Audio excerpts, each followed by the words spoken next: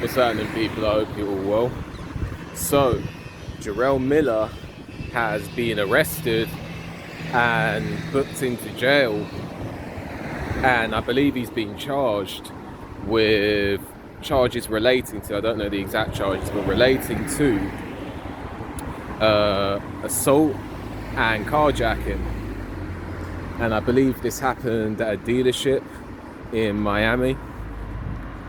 So what I'm going to do, so you guys can check the proper details and everything, is I'm going to leave a link in the description for the article. I'm going to find an article and bang it in the description. But basically, Jarrell Miller has been charged with charges relating to assault and carjacking, and he's currently in jail, as far as I know.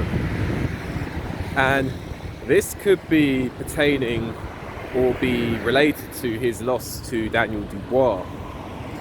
And it could be perhaps him mentally collapsing, or his way of dealing with his loss to Daniel Dubois, because many a fighter, when they suffer losses, they will deal with it in reckless ways. I mean, if you go back to Charles Martin when he lost to Anthony Joshua, I mean, I don't know whether it was the money or whether it was just his way of dealing with the loss, but he looked like he was doing certain things, put it that way, if you catch my drift. When you see the way he was behaving on video on Instagrams, it looked like he was perhaps behaving in ways that suggested he was being influenced, if you catch my drift. So when fighters lose fights, they can sometimes deal with it. They will deal with, everyone's different, so they will deal with it in different ways. You know, some fighters, they disappear off the map. I believe Deontay Wilder did as such when he lost his second fight to Tyson Fury. If I remember, Gary Cornish, who some of you may remember, was an up-and-coming fighter coming out of Scotland.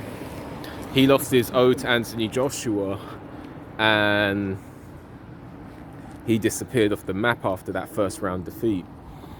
I think of numerous examples of fighters who, you know, they disappear off the map after their defeat. Then you get fighters who go on a crazy one after their defeat, go on a reckless one.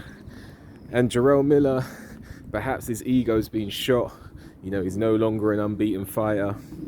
His ceiling in the heavyweight division, at least for now, is somewhat smaller or lower than what it previously was.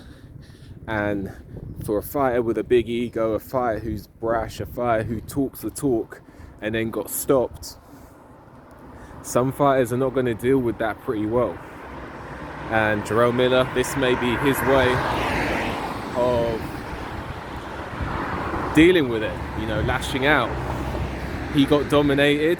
I mean, I wouldn't say he got absolutely dominated, but he got beaten in decisive fashion, and now he wants to assert his authority on another human being to make himself build himself back up. That's human psychology sometimes. In fact, you know, I've seen situations like that unfold even back in high school. You know, someone gets beat up and then they get into a fight with someone and beat them up, and then they restore their confidence. So maybe it's that, maybe it's a personal thing, I don't know, but we'll see what happens with Jarrell Miller, man. I mean, in America, certainly the prison sentences are very strict. Obviously, it varies from state to state. You don't want to mess around in Louisiana. They'll put you away for a long time, but as it states, Jarrell Miller, as far as I know, his case is in Miami, in Florida. So we'll see how that develops, and it'll be interesting to see how Jarrell Miller's career unfolds now that he's taken that loss. So what do you guys make of what I talked about in this video?